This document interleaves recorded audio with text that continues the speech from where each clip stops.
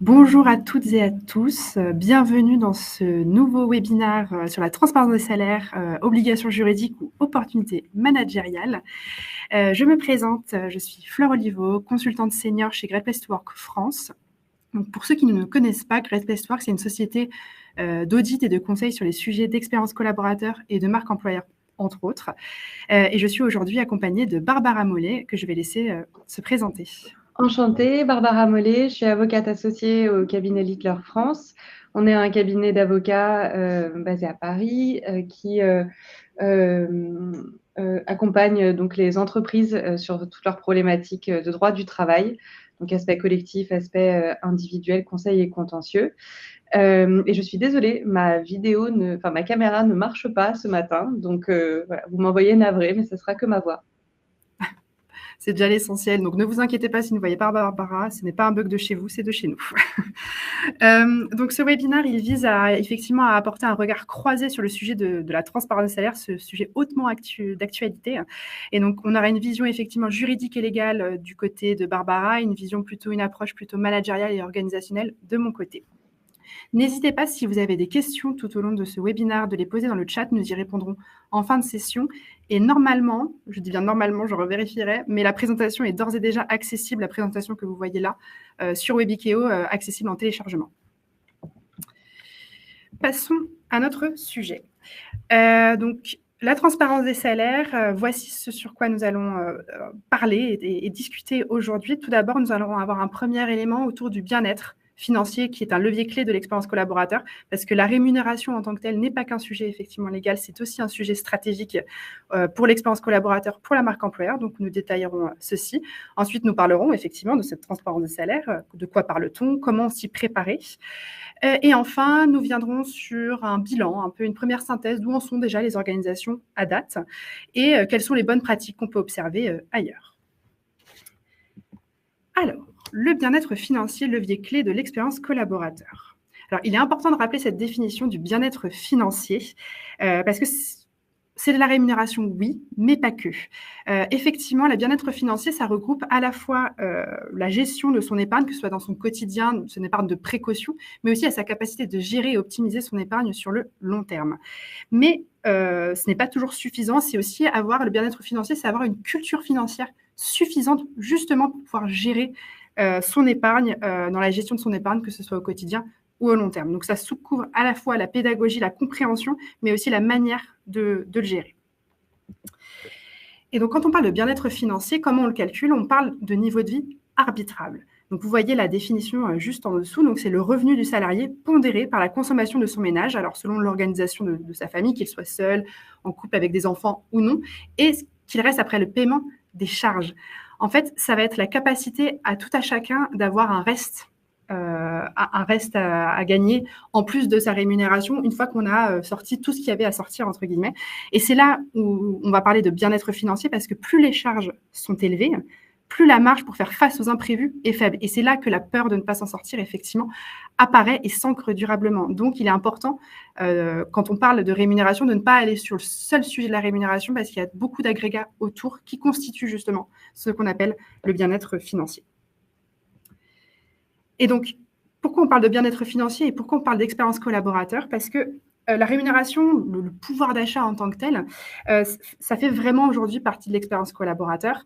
On peut pas parler. La rémunération aujourd'hui, on le prend souvent comme un point de vue légal, mais c'est aussi un sujet d'expérience collaborateur, de marque employeur. Et donc, avant de rentrer dans le sujet, donc si on définit comment on définit l'expérience collaborateur, vous voyez la définition juste au-dessus. Donc, l'expérience collaborateur regroupe l'ensemble des perceptions que ressent le collaborateur au sein de son organisation tout au long de son parcours professionnel. Et donc, nous, on identifie chez Great Place to Work 3 formes d'expérience dans cette expérience collaborateur. Une première qui est l'expérience émotionnelle. Donc, c'est le rapport du collaborateur sur sa fierté d'appartenance, sur le lien entre qu'il fait par rapport aux valeurs véhiculées par l'entreprise et les siennes. Ensuite, on a l'expérience relationnelle vis-à-vis de son management, mais aussi vis-à-vis de ses collègues. Et ensuite, nous avons, c'est celle qui va nous intéresser aujourd'hui, c'est l'expérience fonctionnelle. Alors, on a la question, est-ce que je peux connaître et accéder facilement aux services de mon organisation, notamment les services RH, parce qu'on sait qu'il y a beaucoup de choses qui sont proposées aussi dans la gestion de la rémunération par les ressources humaines. Encore faut-il les connaître. Et on a la question, bien sûr, de la rémunération. Est-ce que ma rémunération me paraît suffisante ? Donc, le bien-être financier, la rémunération va toucher justement ce troisième pilier, l'expérience fonctionnelle, et va avoir un lien assez stratégique sur l'expérience collaborateur. Et quand on parle d'expérience collaborateur, très souvent, on y associe aussi la marque employeur. Alors, la marque employeur, qu'elle soit à visée interne, c'est-à-dire dans une logique de fidélisation de ses collaborateurs, mais aussi externe, dans une logique plutôt d'attirer de futurs collaborateurs, de futurs talents. Et donc, comment on définit la marque employeur ? C'est un ensemble d'avantages fonctionnels, économiques et psychologiques inhérents à l'emploi avec lesquels l'entreprise, à titre d'employeur, est identifiée. Et donc, nous, on va s'intéresser plutôt aux deux derniers avantages qu'on voit entourer. Donc, l'avantage effectivement économique qui fait sens, qui est lié effectivement à la rémunération, le partage des bénéfices, etc. Tous les aspects financiers. Mais on va s'intéresser aussi aux avantages psychologiques. Alors, il y a certes le sentiment d'appartenance à l'entreprise, mais il y a aussi le contrôle sur sa vie. Parce que avoir un niveau de vie arbitrable, correct, avoir du pouvoir d'achat, va aider justement à avoir ce sentiment de contrôle sur sa vie. Et donc, c'est en ce sens qu'au-delà de l'activité vraiment légale de la rémunération, on est vraiment sur un sujet stratégique, organisationnel, managérial des entreprises pour ce qui est de l'expérience collaborateur ou la marque employeur. Donc, c'est aujourd'hui un sujet stratégique. Et comment on le sait ? Vous voyez des chiffres à l'écran qui sont issus de notre enquête que l'on fait annuellement chez Great Place to Work auprès d'un panel de salariés français, 4000 environ. Et donc, chaque année, on vient interroger ces salariés français sur des tendances, des transformations RH. Et donc, une des questions est quels seraient les éléments qui vous amèneraient à quitter votre entreprise. Et ici, vous voyez, en premier lieu, à 29%, nous avons la rémunération. Donc, qui montre aussi que le sujet de la rémunération est vraiment un sujet majeur en termes de fidélisation des collaborateurs. Et ensuite, pour votre information, vous les avez mis aussi, c'est toujours intéressant de savoir ce qui est en deuxième et en troisième. Donc, on retrouve à 28%, donc assez proche quand même de la rémunération, la relation à votre manager de proximité. Et avec 27% en troisième position, le sens donné à votre travail. Donc, on voit vraiment cette transformation depuis ces quelques années. Pour continuer avec les chiffres, pour rentrer un peu plus en détail, toujours sur notre enquête auprès des salariés français, on a tout à gauche 42% contre 43% l'année dernière, des salariés français se déclarent rémunérés à leur juste valeur. Pour votre information, chez Great Place to Work, on se met un seuil en général de 65%. En deçà de 65%, en deçà de ce palier, on estime que les résultats ne sont pas pleinement satisfaisants. Donc là, vous voyez 42%, mais on est quand même assez loin du 65%. Vous voyez également, on voit des baisses dans certains secteurs, dans le métier du service de ménage, l'hébergement médico-social. On fait des focus aussi sur certains corps de métier ou secteurs. Vous voyez ensuite au milieu, 39% estiment que le partage des bénéfices est équitable, de manière générale assez ISO avec notre enquête de l'année dernière. Et donc, ce qu'il faut retenir finalement avec ces deux chiffres, c'est que on a encore un peu du mal aujourd'hui à savoir vraiment sur les réponses négatives si aujourd'hui c'est la résultante effectivement de dispositifs soit inexistants dans l'entreprise, soit parce que c'est en deçà de ce que propose le secteur ou le marché, et donc ça crée une forme de frustration chez les collaborateurs, ou bien, et c'est le sujet aussi qui nous intéresse aujourd'hui, ça peut être lié aussi à un manque soit de transparence ou du moins de communication au niveau de l'entreprise. Donc, on comprend mal ce qui est octroyé, on comprend mal les sujets de la rémunération ou comment se fait le partage des bénéfices. Et donc, souvent, les réponses négatives sont soit l'un, soit l'autre. Donc, soit une inexistence des dispositifs, soit un manque de communication ou de transparence, si on va un peu plus loin, de ce qui existe.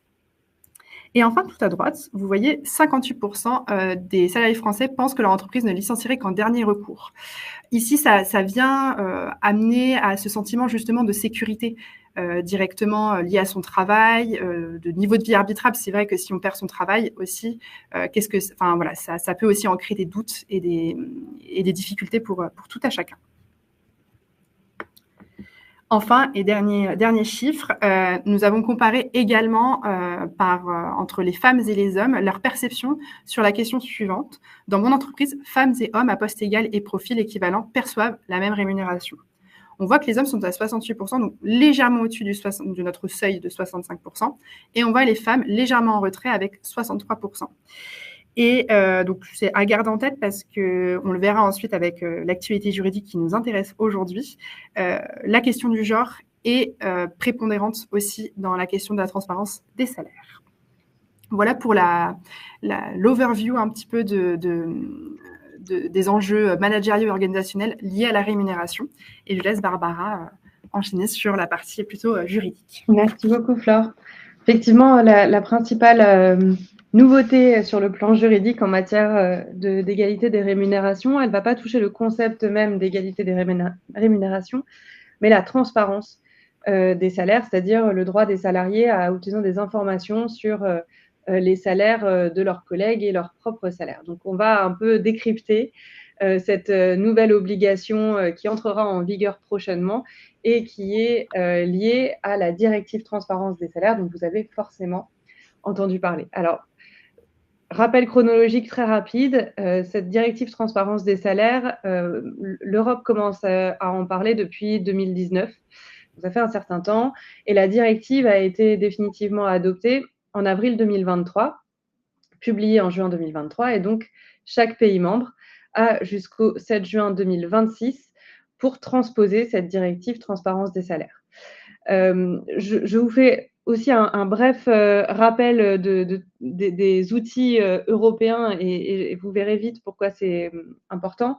L'Europe dispose de 2 mécanismes juridiques possibles. Le règlement, qui est un outil pour créer une unité, c'est-à-dire qu'un règlement adopté à l'échelle de l'Union européenne va s'appliquer ipso facto et à la lettre de la même manière dans chaque pays de l'Union européenne. C'est-à-dire qu'on va tous appliquer le même texte qui est celui du règlement. Une directive, c'est un petit peu différent. La directive, en fait, elle va elle va servir à unifier, à donner un objectif commun. Donc, une directive, c'est un texte qui est rédigé de façon plus large et qui va fixer des objectifs communs à l'ensemble des pays membres de l'Union européenne, à charge pour chaque pays membre de modifier sa législation nationale pour tendre vers l'objectif qui est défini par la directive. Donc, c'est pour ça que quand on a une directive, on a toujours un délai de transposition, usuellement de 3 ans, qui doit en fait être utilisé par les pays membres pour modifier leur législation interne de manière à tendre vers les objectifs qui sont définis par la directive. Pourquoi c'est important ici? Parce qu'à date, on a donc le texte de la directive, évidemment, qui est adopté depuis 2023, donc qui nous donne des orientations, des objectifs, un cadre finalement, mais on n'a pas encore de loi de transposition en France. C'est-à-dire que la loi n'a pas encore transposé, n'a pas même encore commencé à discuter d'une loi de transposition. Donc c'est la raison pour laquelle aujourd'hui, on peut parler des objectifs de cette directive. En revanche, tout un chacun, on est bien incapable de savoir ce qu'il y aura in fine dans la loi de transposition, puisqu'elle n'est même pas disponible à l'état de projet. Et je réponds tout de suite à une question qui est souvent posée.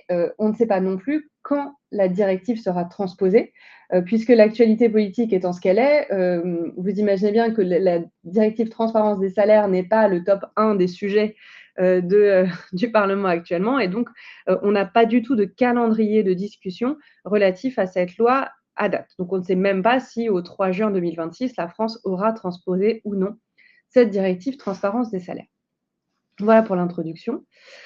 Alors, qu'est-ce qu'il y a dans cette directive maintenant en pratique?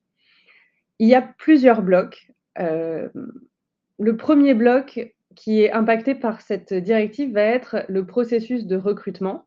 L'idée sous-jacente en fait de la directive est née d'un constat qui était celui que les différences de rémunération entre les femmes et les hommes à l'échelle européenne étaient en grande partie liées à des différences de salaire lors de l'embauche et donc potentiellement à des différences de négociation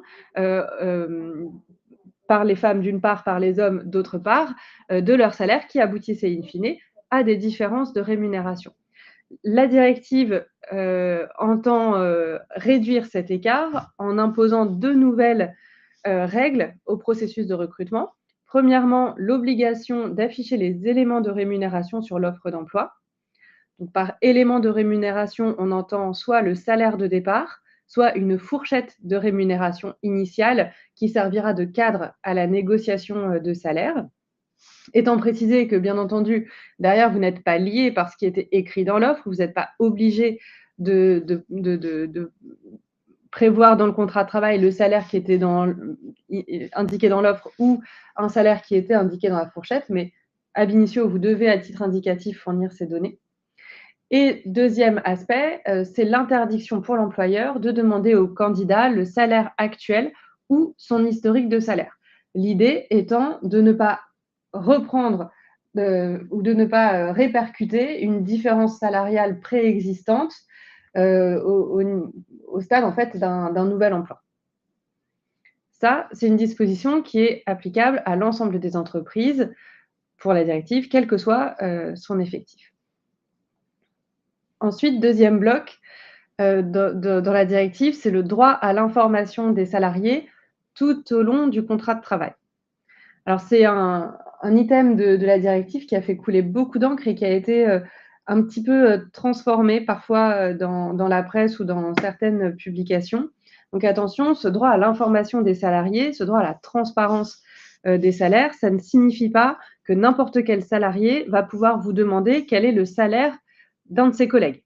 Ça n'est absolument pas ça. Les salariés, en réalité, peuvent demander des statistiques, c'est-à-dire des données sur les niveaux de rémunération moyens ventilés par sexe pour la catégorie de travailleurs auxquels ils appartiennent, c'est-à-dire la catégorie de travailleurs qui accomplissent le même travail que lui ou elle ou un travail de même valeur. Donc, la transparence, c'est s'agissant du salarié, donc son niveau de rémunération à lui ou à elle, et ensuite, s'agissant des collègues, ce n'est pas des niveaux de rémunération individuels, mais bien des niveaux de rémunération moyens. La directive prévoit aussi la possibilité pour les États membres, dans le cas où en fait, la catégorie de travailleurs dont on parle serait tellement petite qu'en réalité, en donnant au salarié l'information sur son niveau de rémunération et la moyenne des salaires, ça aboutirait à lui donner la rémunération individuelle de ses collègues. Dans ces cas-là, la directive permet aux États membres de prévoir des mécanismes alternatifs pour ne pas communiquer en fait directement aux salariés ces données-là. On parle des cas dans lesquels la catégorie de travailleurs compte par exemple un salarié, 2 salariés ou 3 salariés. Donc ça, c'est le droit à l'information des salariés. 2 autres mécanismes sont prévus par la directive, dont on a un peu moins parlé, mais qui sont tout aussi importants au titre du droit à l'information. Le second d'entre eux, donc, c'est que les employeurs doivent informer tous les ans les travailleurs de leur droit à demander ces informations.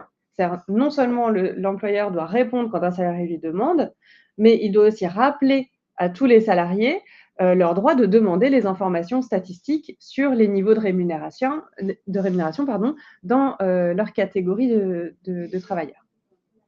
Et troisième obligation au titre du droit à l'information, c'est de mettre à disposition de façon facilement accessible les critères utilisés pour déterminer la rémunération et la progression de la rémunération, sachant que, évidemment, ces critères doivent être objectifs et non sexistes. Donc, au titre de cette information, par exemple, on peut imaginer que l'employeur mette à disposition de façon accessible les fourchettes de rémunération attachées à certains postes en fonction, par exemple, de l'expérience, de l'ancienneté, du niveau de responsabilité et la méthodologie de progression des rémunérations. Pareil, au niveau de l'expertise, de l'ancienneté, selon la négociation avec les partenaires sociaux, etc. Ensuite, troisième bloc prévu par cette directive, et ça, c'est le seul bloc qui ne va concerner que les entreprises au-delà d'un certain seuil. Alors, pour la directive, c'est à partir de 100 salariés. On verra qu'en France, ça sera certainement un petit peu différent. Mais bon, pour la directive, à partir de 100 salariés, les entreprises doivent réaliser un reporting annuel d'une fréquence qui va varier en fonction des effectifs de l'entreprise, donc tous les 3 ans, entre 100 et 249 salariés, et à partir de juin 2027 pour les entreprises de plus de 150 salariés, et au-delà de 250 salariés, donc un reporting qui serait annuel. Ce reporting, il prévoit un certain nombre de calculs à réaliser. Il y en a une petite dizaine. La grande majorité d'entre eux sont des calculs qui vont être généraux, c'est-à-dire qui vont être réalisés à l'échelle de l'entreprise dans son ensemble. Et ça va être des données pareilles statistiques, moyenne, médiane, écart type, etc., des rémunérations comparées des femmes et des hommes. Et vous avez parmi ces critères un critère qui va être plus précis que l'entreprise dans son ensemble et qui va en fait devoir être réalisé au niveau de chaque catégorie de travailleurs dont je vous parlais à l'instant, c'est-à-dire les travailleurs qui accomplissent le même travail ou un travail de même valeur. Et donc, les mêmes données les écarts de rémunération devront être calculés au sein de chacune de ces catégories de travailleurs. Voici pour les critères. Deuxième strate de cette obligation de reporting, c'est une obligation de publicité. Donc, communication à un organisme centralisateur, qui n'est pas encore défini en France, mais qui devra être défini dans la loi de transposition, de façon publique. Et pour le critère qui concerne les catégories de travailleurs, c'est-à-dire les écarts par catégorie, communication aux salariés. Troisième cliquet de ce reporting, si l'employeur constate un écart supérieur de 5% au sein d'une catégorie professionnelle et que cet écart n'est pas justifié par des critères objectifs et non sexistes, dans ce cas, naît une obligation spécifique qui est de réaliser une évaluation conjointe des rémunérations, c'est le terme utilisé par la directive, avec les représentants du personnel. Donc ça, le reporting annuel, pour ceux d'entre vous qui appartiennent à des entreprises d'au moins 50 salariés, ça doit vous faire fortement penser à l'index égalité professionnelle que vous devez déjà calculer depuis 2019. La grande question qu'on s'est tous posée, praticiens, c'était de savoir si ces nouvelles obligations de reporting allaient s'ajouter à l'index actuel égalité professionnelle, ou s'il allait en fait remplacer, que l'index allait être remplacé par les nouvelles lignes de reporting prévues par la directive. Donc ça, on en parlera un tout petit peu après sur les possibilités de transposition. Et sans qu'on ait aucune certitude à date à ce sujet, on a quand même déjà quelques orientations à ce titre. Donc après cette digression, revenons-en au fait. Quatrième bloc, l'évaluation conjointe des rémunérations.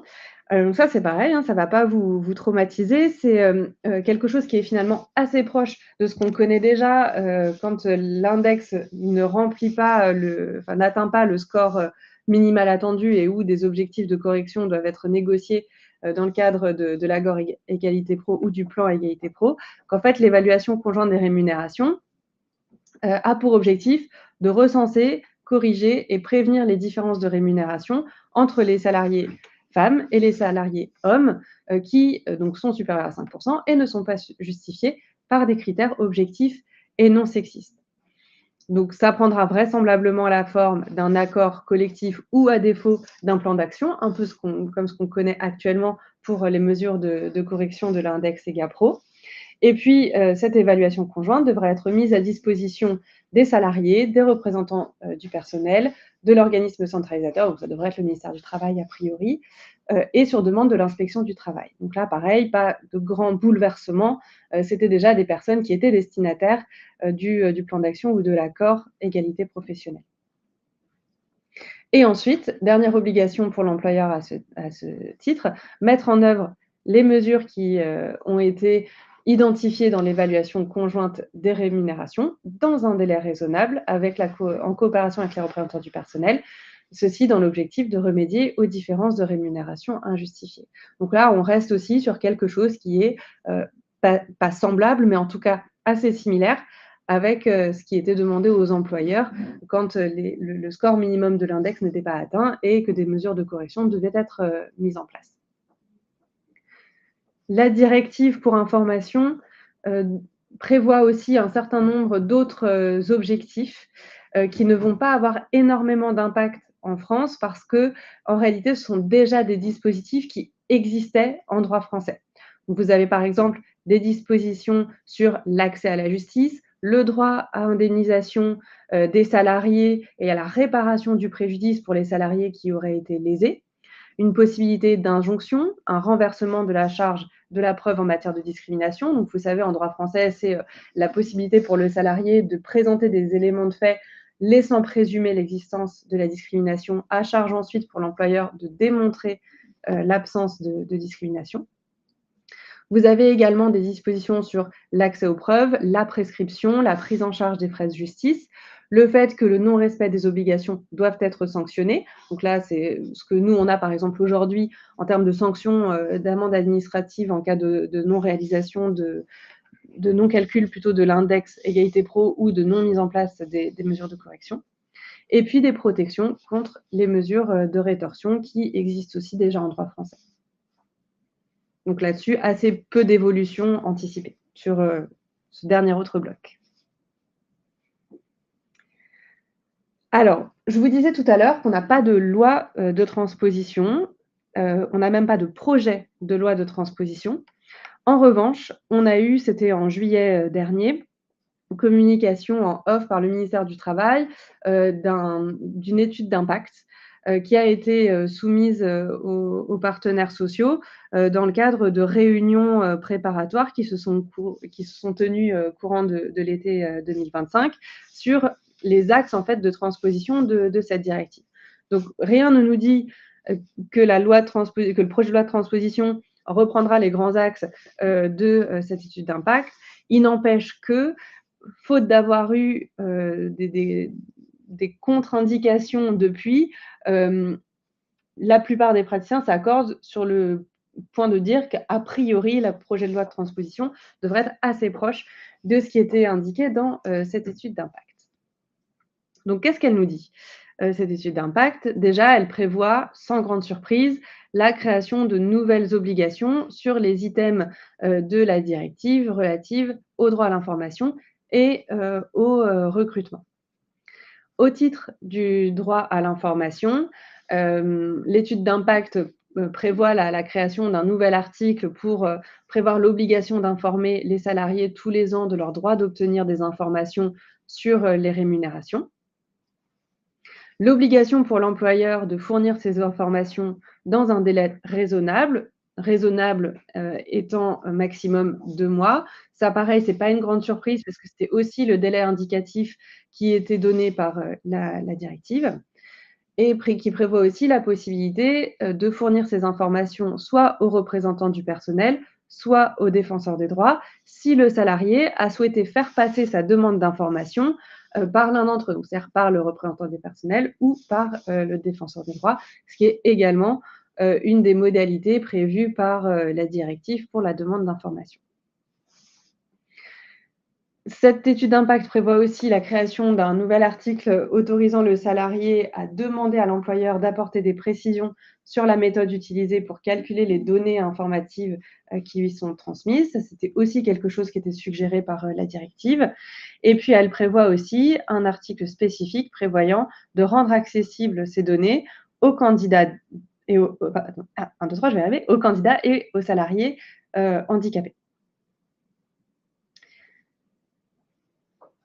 Autre point qui était envisagé par cette étude d'impact, et ça pour le coup, c'est plus une surprise, c'est de faire définir par la voie réglementaire, c'est-à-dire par un décret, les critères objectifs et non sexistes qui seraient susceptibles d'expliquer les écarts supérieurs ou égaux à 5% au sein d'une même catégorie de travailleurs. Souvenez-vous, une fois qu'on a fait le reporting et qu'on a fait plus particulièrement le calcul de l'indicateur à calculer au sein de chaque catégorie de travailleurs, s'il y a des écarts supérieurs à 5%, une étude d'impact doit être réalisée si ces écarts ne sont pas expliqués par des critères objectifs et non sexistes. Ce que disait la directive, c'est que ces critères objectifs et non sexistes doivent être négociés avec les représentants du personnel. Donc, en lisant la directive, tout le monde s'attendait à ce qu'au sein de chaque entreprise, voire au sein de chaque branche, les partenaires sociaux aient les moyens de négocier ces critères objectifs et non sexistes. L'étude d'impact, elle prévoit que cette négociation, en fait, se fasse à l'échelle de l'État, enfin à l'échelle du pays ensemble, et qu'en fait, ces critères objectifs et non sexistes soient prévus par décret et non pas au sein de chaque entreprise. Donc ça, pour le coup, c'est une vraie surprise. On ne sait pas si cette disposition sera maintenue dans le projet de loi et ni dans le projet de loi qui sera adopté. Mais si c'est le cas, la définition de ces critères objectifs et non sexistes pourrait être particulièrement stricte et non négociable à l'échelle des entreprises. Autre information dans cette étude d'impact, et ça c'est pareil, c'est plutôt une surprise parce que toutes les dispositions de la directive sur l'accès aux droits existaient déjà en droit français, mais il n'en demeure pas moins que l'étude d'impact suggère, en tout cas émet l'idée, de s'interroger sur l'opportunité d'ouvrir un droit d'agir au nom du salarié via le défenseur des droits. C'est-à-dire que le défenseur des droits puisse saisir le conseil de prud'homme au nom d'un salarié pour faire respecter soit la transparence des salaires, soit l'égalité de traitement. Aujourd'hui, cette possibilité n'existe pas, c'est-à-dire que le défenseur des droits peut intervenir à une instance quand un salarié a saisi le conseil de prud'homme, par exemple, mais à date, le défenseur des droits ne peut pas se substituer à un salarié dans son action. Donc ça serait une grosse nouveauté. Et dernier axe de l'étude d'impact, c'est la création de sanctions administratives forfaitaires en cas de non-respect des dispositions sur la transparence salariale, sur le modèle de ce qu'on connaît déjà en matière de sanctions administratives pour l'index égalité professionnelle.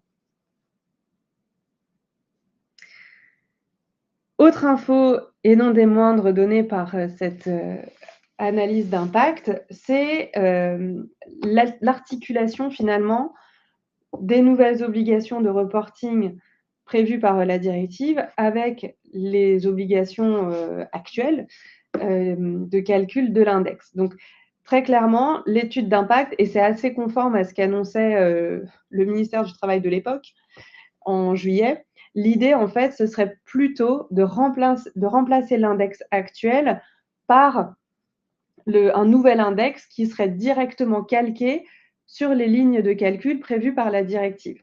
Donc, on arrêterait de calculer nos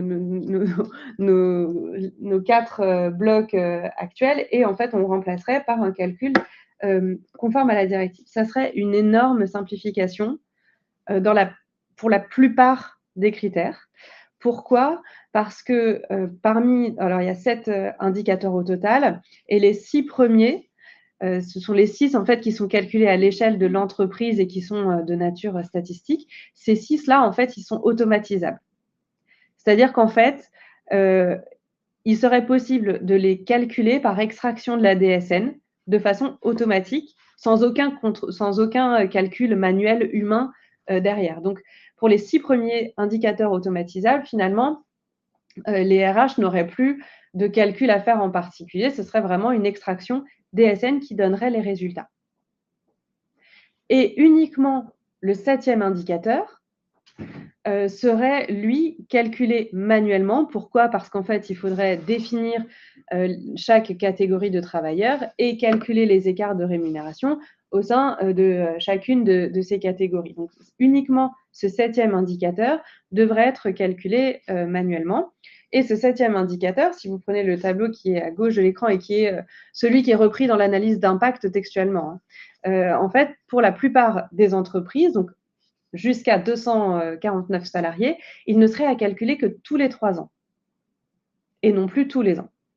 In fine, seules les entreprises de plus de 250 salariés, enfin 250 salariés au moins, devraient calculer cet indicateur tous les ans. Autre information que nous donne l'étude d'impact, c'est que quand bien même la directive prévoit une obligation de reporting pour les entreprises à partir de 100 salariés, en réalité en France, les entreprises seraient concernées à partir de 50 salariés, donc comme en fait pour l'index actuel. Ceci étant, pour ces entreprises de 50 à 99 salariés qui auraient dû être exclues au titre de la directive, mais qui sont incluses potentiellement en France, il y a quand même une grosse simplification, puisque déjà, donc, les 6 premiers critères sont automatisables, le 7e n'est calculé que tous les 3 ans, et surtout, l'étude d'impact suggère que les entreprises de 50 à 99 salariés ne soient pas soumises à l'obligation d'évaluation conjointe si un écart supérieur à 5% et non expliqué par un critère objectif et non sexiste est constaté. C'est-à-dire qu'il faudrait calculer ce critère, mais il n'y aurait pas d'obligation d'évaluation conjointe, quels que soient les résultats obtenus à ce dernier critère. Voilà, pour le reste, vous pouvez vous référer à ce tableau, alors qui est à titre indicatif, parce que c'est encore une fois uniquement au titre de l'étude d'impact. On n'est pas du tout sur quelque chose de définitif, très très loin de là, mais vous pouvez effectivement, au vu des effectifs de votre entreprise, avoir une idée de ce qui est préparé, en tout cas de ce qui est en discussion pour la transposition de ces obligations de reporting. Je me permets d'intervenir, Barbara, parce que nous avons une question peut-être en lien avec ce que tu viens de raconter aussi, de Sabine, qui est: la communication à l'organisme centralisateur est-il uniquement pour les entreprises de 100 salariés ou plus? Alors, ce n'est pas indiqué par l'analyse d'impact. A priori, ça concernerait aussi les entreprises de 50 à 99 salariés parce que ce qui est dans les tuyaux quand même, c'est une communication, une automatisation complète du processus. Mais ça, on n'a pas encore d'informations. Très bien. Merci beaucoup. Je me permets d'avancer un peu pour qu'on puisse tenir aussi et avoir le temps de prendre les questions. Donc, notre troisième partie, donc, où en sont les organisations? Merci beaucoup, Barbara, pour ces explications très claires sur la partie légale. Et donc, où elles en sont aujourd'hui. On observe, donc, selon une enquête qui a été menée par Figures, qu'on vous incite très fortement à aller regarder, parce qu'elle est pleine de bonnes informations. Il existe aujourd'hui, ils ont catégorisé les entreprises autour de 3 grands niveaux. Un premier niveau, aujourd'hui, où on a 59% des organisations, donc déjà une bonne majorité, qui communiquent sur la politique de rémunération en interne auprès de leurs collaborateurs. Donc on voit qu'il y a un effort autour de cette communication. Ensuite, au niveau 2, on a la communication sur la grille de salaire. Donc là, déjà, on est quasi moitié moins, quasiment, donc 28,5%. Et enfin, niveau 3, donc là, c'est ceux qui sont peut-être les plus en avance, mais qui sont une minorité sur la communication des salaires individuels. Ils sont à 12%. Donc, vous voyez, c'est encore assez hétérogène en termes de préparation. Cette enquête, elle a été menée, il me semble, en début d'année. Donc, peut-être que ça a un peu changé depuis. On verra peut-être, ils feront peut-être une nouvelle enquête l'année prochaine qui permettra de savoir si les entreprises se saisissent ou pas de ce sujet et se préparent. Dans les actions déjà déployées par les DRH pour être en conformité avec la directive sur la transparence des salaires, selon donc une nouvelle source, le baromètre des DRH 2025 par ABV Group, on voit que ce qui a été mis en place, c'est à 59% la mise en place de la classification des postes pour comparer les rémunérations à postes équivalents. À 51%, le calcul des écarts de salaire, donc qui est important effectivement pour pouvoir se mettre en norme. Et ensuite, 36%, l'allocation d'un budget justement pour réduire ces fameux écarts de rémunération qui sont non justifiés. Ce qui est intéressant ici, c'est ce qu'on voit à droite.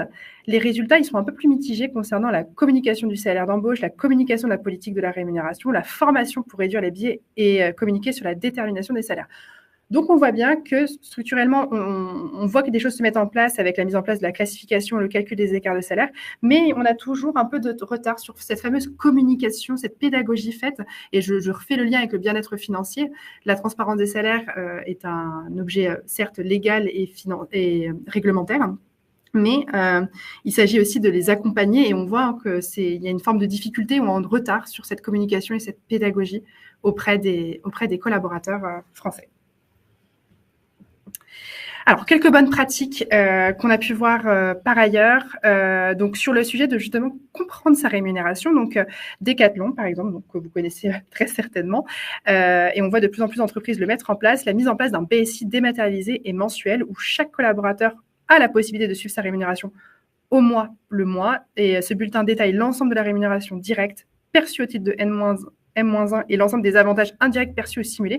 Donc là, c'est intéressant parce que ça permet aussi sur cette question de est-ce que les salariés sont suffisamment informés de tout ce à quoi ils ont le droit et ce qu'ils ont dans leur package de rémunération est assez intéressante. Ensuite, nous avons la CNAV qui a mis en place un chatbot accessible à tous pour répondre à près de 500 thématiques sur les congés, la paie, les horaires variables ou encore l'administration du personnel. Et donc, ils se sont fait aider par la startup Les Petits Bots. Et donc, ce qui est intéressant, c'est que ça permet aussi de pouvoir répondre à tout à chacun et d'avoir la formation surtout le plus accessible possible et le plus simple possible pour tous les salariés. Et on voit bien, ça a permis d'ailleurs de dégager 20% du temps des gestionnaires de paie qui peuvent se concentrer sur des tâches à plus haute valeur ajoutée. D'autres bonnes pratiques sur vraiment la transparence des salaires. Donc, nous avons plusieurs éléments avec des degrés différents. On a Utopie, qui est un cabinet de conseil assez connu sur les sujets d'impact et de RSE, qui a fait une rédaction d'une grille de salaire pour tous les grades, consultant senior, manager, directeur et fondatrice. Et cette grille de salaire, elle est publiée sur leur site internet. Je vous ai mis le lien. Vous pourrez regarder, il y a écrit les fourchettes et la comparaison avec le marché également, qui permet aussi de se situer et effectivement d'attirer différemment peut-être les collaborateurs. Ensuite, on a cette entreprise Buffer qui ont été un cran plus loin. Eux, ils ont carrément publié comment ils calculent déjà le salaire en fonction de la catégorie métier, la seniorité et l'expérience, plus la situation géographique. Et donc, eux, ils ont complètement publié les salaires en interne et ils les rendent également publics sur leur site. Donc là, vous voyez très rapidement une capture d'écran, mais c'est pour montrer comment on peut pousser aussi la transparence salaire jusqu'à un certain point. Bien sûr, l'idée ici n'est pas de vous dire qu'il faut absolument le faire, mais c'est intéressant par rapport peut-être à leur stratégie et leur démarche qu'ils ont pu mettre en place. Et enfin, une autre bonne pratique, il y avait une organisation qui avait mis en place ceci pour estimer son futur salaire dans l'organisation et qui permet de pouvoir se situer et aider à la fois dans la transparence salaire, mais aussi dans d'éventuelles négociations, de savoir se situer. Et enfin, j'en ai parlé tout à l'heure dans la gestion de la rémunération pour plus d'équité. Figures, dont je vous ai parlé tout à l'heure de l'enquête, a mis en place un outil d'analyse des pratiques marché pour aider les entreprises à prendre des décisions concernant les packaging de rémunération. Et enfin, on a Kimberly Clark qui a mis en place un service de compensation and benefit pour les collaborateurs européens. Donc, il y a des enquêtes annuelles qui sont menées pour vérifier justement l'alignement des rémunérations avec les autres entreprises du secteur. Le but étant de ne pas créer des écarts aussi vis-à-vis de l'externe et rester le plus attractif possible. Voilà pour ce webinaire. Est-ce que vous avez des questions? Il nous reste quelques minutes pour y répondre pour Barbara ou moi-même. N'hésitez pas à les écrire dans le chat.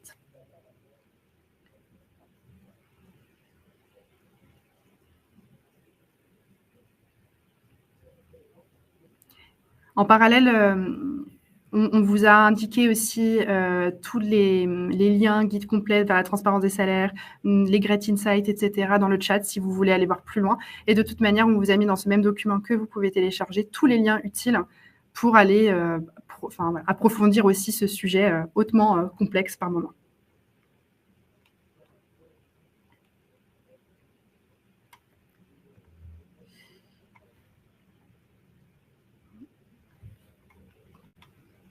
Alors, je ne vois pas de questions. Eh bien, s'il n'y a pas de questions, nous pouvons clôturer. Je ne sais pas si Barbara, tu as un dernier mot. Non, c'était tout. Préparez-vous maintenant, si je peux me permettre un conseil. Exactement. Merci beaucoup, Barbara. Il y a une question? Ah, on me dit qu'il y a une question. Ah oui. Sabine, à date, pour les entreprises de moins de salariés, qu'en est-il de 5... Alors, je suis sûre de... Ouais. Alors, qu'est-ce que pour les moins de 50? A priori, pas de reporting. En revanche, les obligations liées au recrutement et à l'information sur donc les statistiques de rémunération au sein de la catégorie de travailleurs, elles seraient applicables. Merci. On a Jérémy également qui nous pose une question. Avons-nous une date d'obligation pour nos offres d'emploi avec la fourchette de salaire? Est-ce que c'est au 1er janvier 2026? Alors, on ne sait pas encore quand les obligations vont entrer en vigueur parce que la directive n'est pas directement applicable entre entreprises privées et particuliers. Donc, ça sera la date d'entrée en vigueur de la loi de transposition qui rendra l'ensemble des dispositions applicables en France. Il est très très peu probable que cette loi de transposition soit adoptée avant le 1er janvier 2026 et même, si je dois être honnête, avant juin 2026. Donc pour les offres d'emploi, vous pouvez commencer à indiquer ces fourchettes de salaire si vous le souhaitez, dès que vous le souhaitez, mais ça ne deviendra une obligation qu'après après adoption de la loi de transposition. Et pas tout de suite. Merci beaucoup, Barbara. Eh bien, merci beaucoup à toutes et tous. N'hésitez pas, si vous avez la moindre question ou d'un besoin d'informations sur Great Place to Work ou sur Dietler, à nous contacter. Et je vous souhaite une très belle journée. Merci. Merci à tous. Merci, Fleur. Bonne journée.